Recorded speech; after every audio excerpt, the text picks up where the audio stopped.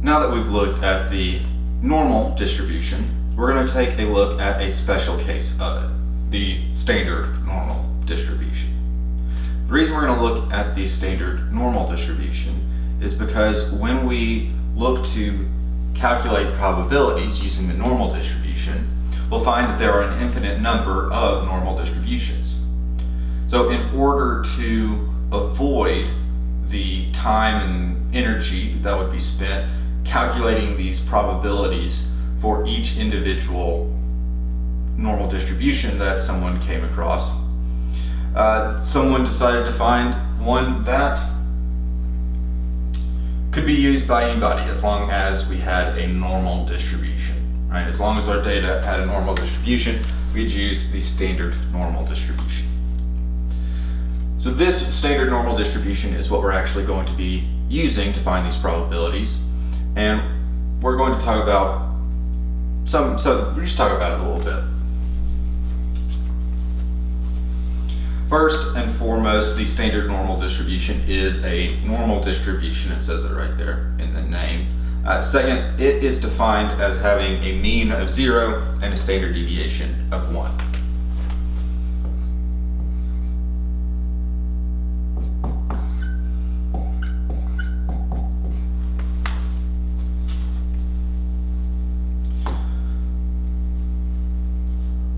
It's also often referred to as the Z distribution. So Z as in zebra. So the Z distribution, because it is essentially the distribution of, well, it's not essentially, it is the distribution of Z scores.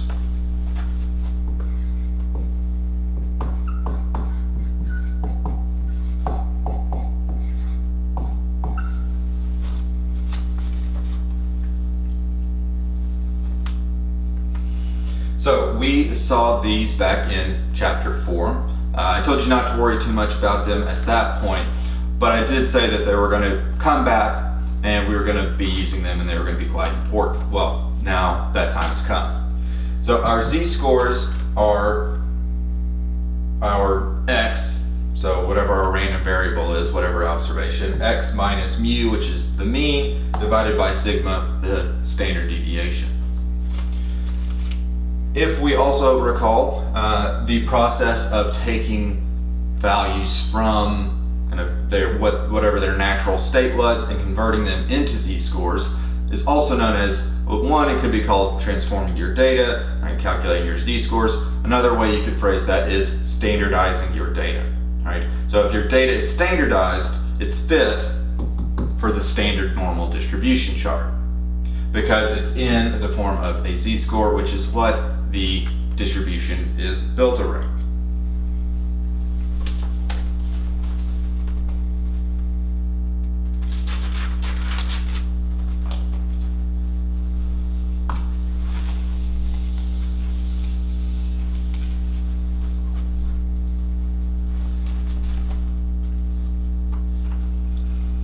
So before we actually look at finding probabilities, right, and using this standard normal distribution, we're going to talk about why we have to do this, right? We kind of already talked about this a little bit in the video on normal distributions, but the reason for this, and actually I'm going to go ahead and draw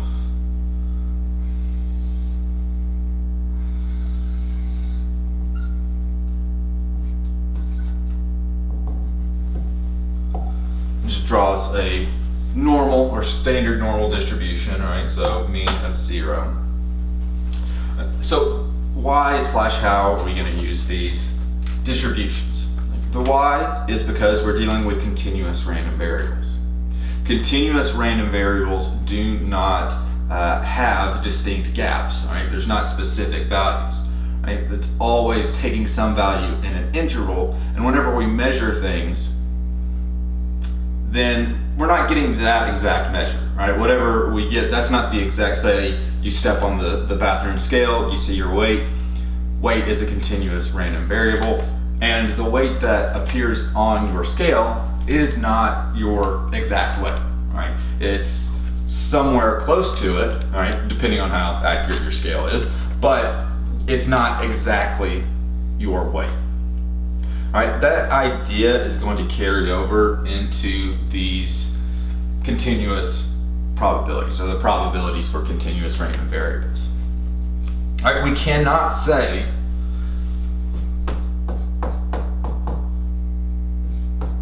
or excuse me, let me rephrase that.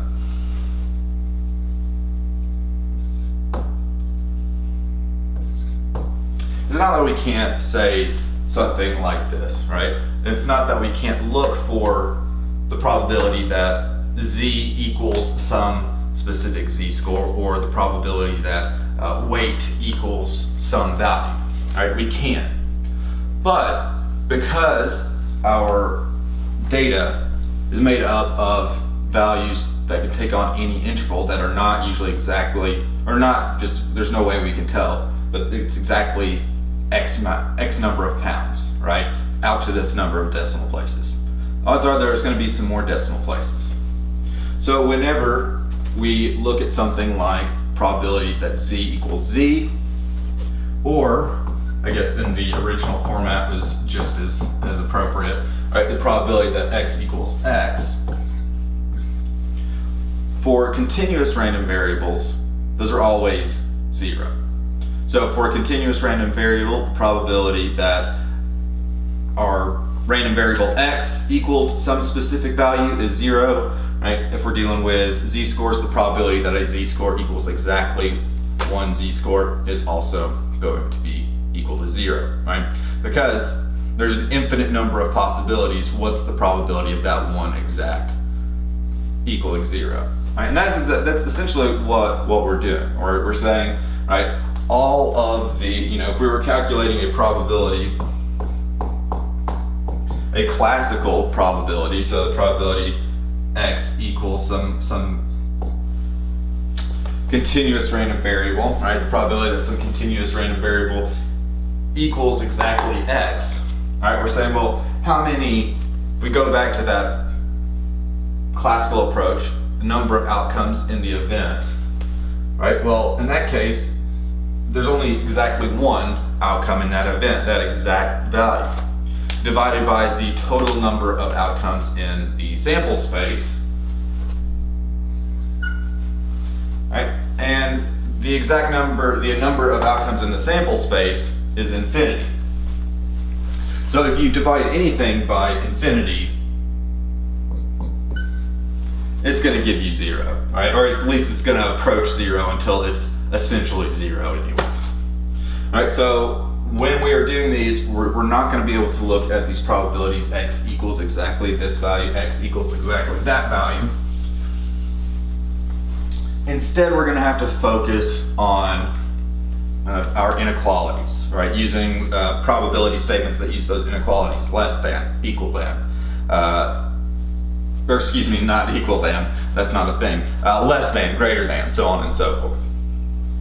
Right, another thing I want to mention is that since the probability x, or the probability that a continuous random variable equals exactly one value is 0, we're not going to make a distinction between probability x is greater than some value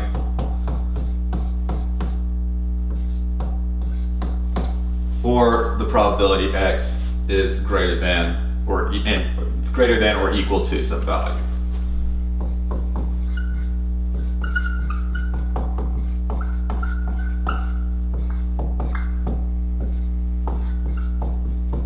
Right, this is only true for our probabilities about continuous random variables. Right? If you're dealing with a discrete random variable, it matters very much whether we're using greater than or equal to, right? But for continuous, it does not. I am mostly going to write things out as greater than or equal to, right? Even if the prompt says just greater than, right? That does often happen. It probably,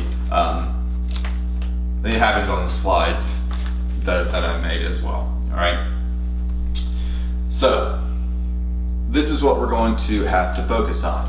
And what we're going to be doing is looking at how much area is under the curve, right? So we're going to be kind of defining specific areas under the curve that we're interested in, right? And we're going to see Well, how much of the area? How much is that area?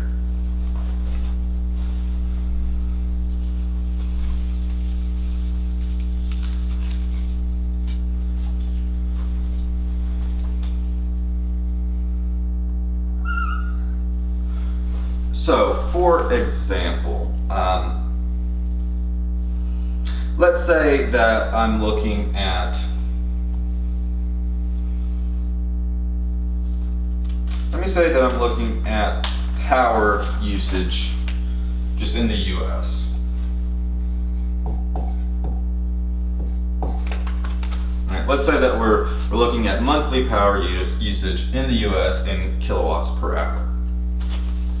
All right, and let's just say that this is my normal distribution. 916.12 kilowatt hours is the mean. And let's say I want to know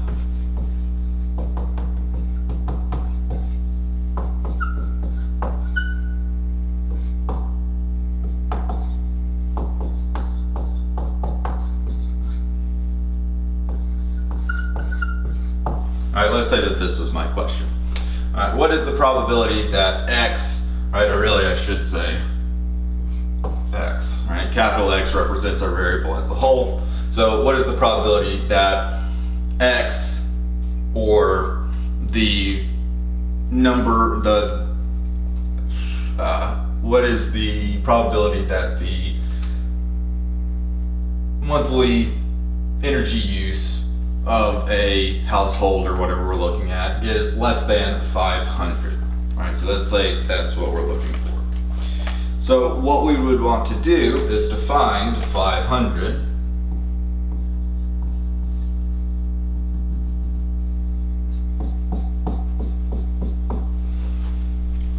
and since this is less than, we'd want to take the area, all right, where are all the observations less than 500? Right, if we're saying probability X is less than or equal to 500, then if we take, our number of outcomes in the event are all outcomes where we have 500 or less, right? We find that area, right? And kind of what we're doing is taking the area of this. You can kind of think of it as that we're taking the area of this and dividing it by 1, because the whole thing is made of 1.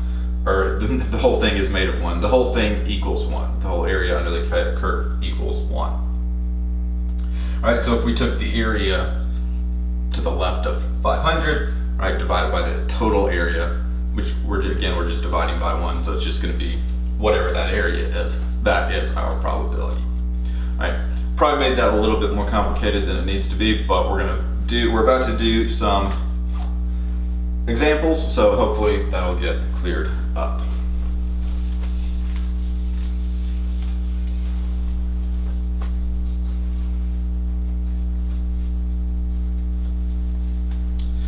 All right, so now we kind of just know the general idea of what we're about to do. We're going to look at some examples, but before that, we're going to talk about the standard normal distribution chart. All right, so this is a standard normal distribution chart. The PDF with these should be in your Blackboard already. It should be two-sided. Some of them are one-sided, but the copy I gave you is two-sided. It's the second and third page of the document, so the PDF. And what it has, all right, if you go to the first page which should be the one with the negative values around it. And I'm gonna just set this down because it doesn't really, I doubt y'all can see that very well. All right, but that is what we're talking about. And what it should look like on that first page, it's gonna have a couple of things.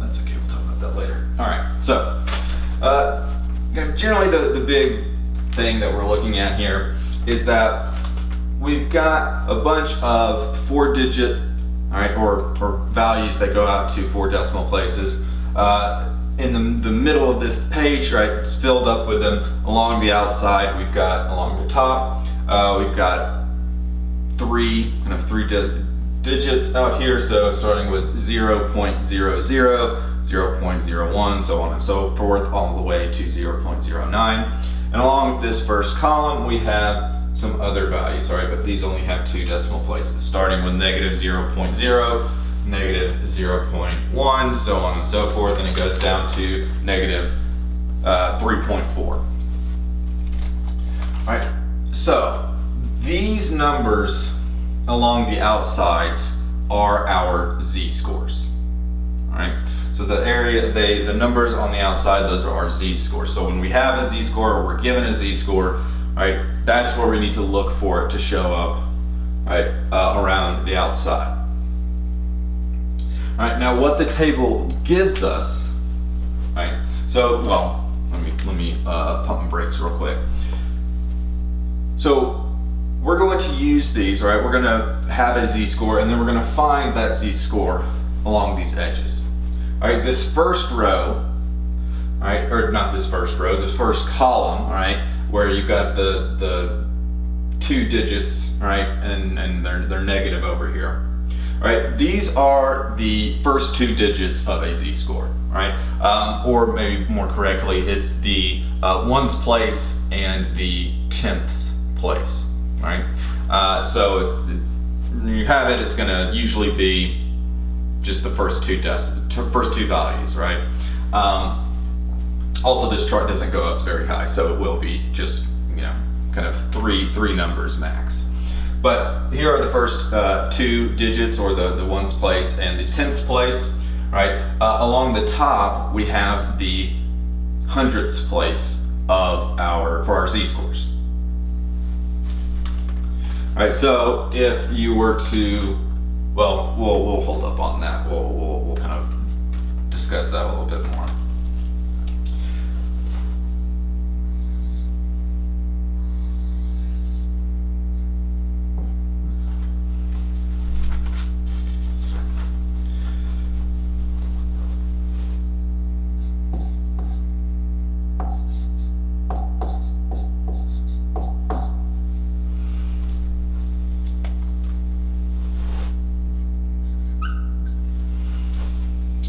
Okay, so another thing that I want to point out to you is that in the upper right-hand corner, there is a little graph.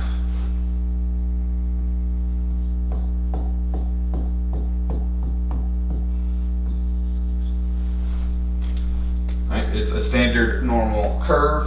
It has 0 at the middle, then it has a z, and then it also has a probability statement out here. Probability z less than or equal to z. What this is saying is that this is what our chart gives us, right? So the numbers in the middle, right, that is the area under the curve to the left of whatever z-score we're looking for, all right? So whatever z-score we're looking for, all right, if we look around here and then connect them up, find that value, right, that number is going to be the area under the curve to the left of that number. All right, so for example,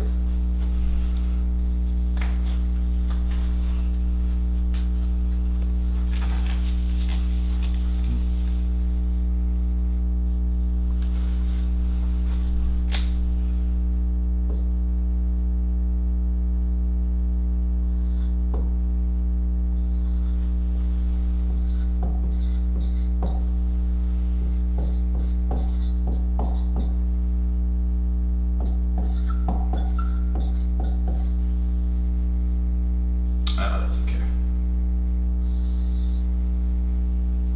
Nope, that's not. All right, so let's say that we were looking for this. All right, the probability that z is less than or equal to negative 0.87. All right, since it's less than or equal to 1, you can see that that kind of is similar and it matches the probability statement that you saw on the chart. All right, but also left, all right, less than, left, we want the area under the curve to the left of our number. Right, luckily that's what our chart gives us. So in this instance, we would say, well, the The ones place is a 0, right? 1, well, in fact, first off, it's negative. That's important, right? It's negative. The ones place is 0, the tenths place is 8. So I'm going to make sure I'm on the negative side of my chart. I'm going to go down this first column. I'm going to find negative 0.8. Now I know that my probability, or the area under the curve to the left of negative 0.87, is in that row. All right, then I'd go to the top to find my hundredths place. All right, 0.07, that's my hundredths place. All right, so whatever value is at this intersection is going to give us the answer.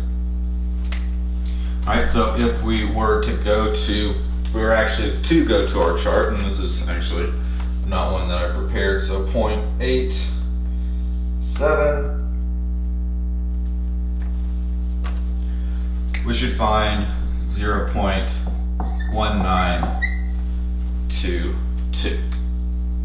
All right, and again,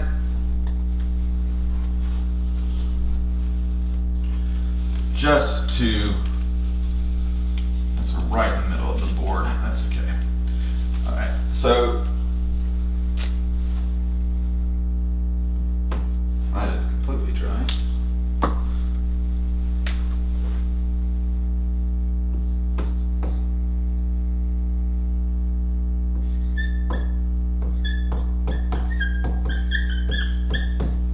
So looking at the probability Z is less than or equal to negative 0.87.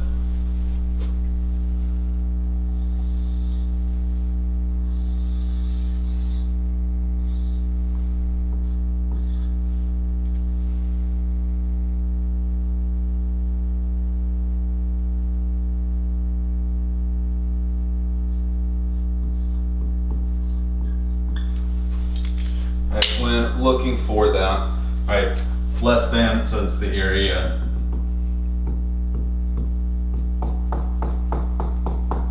to the left of negative 0.87.